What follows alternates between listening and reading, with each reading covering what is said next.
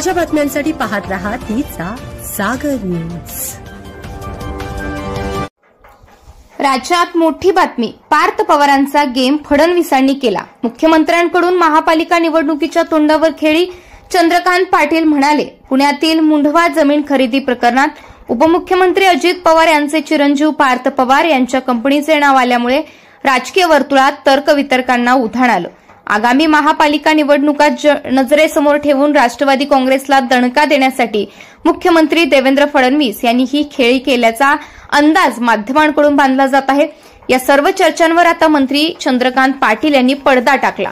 त्यांनी स्पष्ट केलं की हे प्रकरण निवडणुकीमुळे बाहेर आलेलं नाही, तर ते रुटीनमध्ये समोर आलं।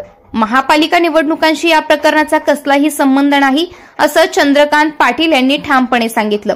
माध्यमांशी बोलताना चंद्रकांत पाटील म्हणाले, सूर्याला जे दिसत नाही ते पत्रकाराला दिसतं।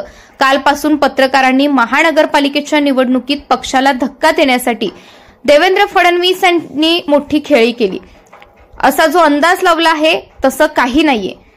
ते पुढे म्हणाले की मुख्यमंत्री देवेंद्र फडणवीस कोणतेही भ्रष्टाचाराला सहन करत नाहीत, म्हणून त्यांनी तातडीने संबंधित तहसीलदाराला निलंबित केलं।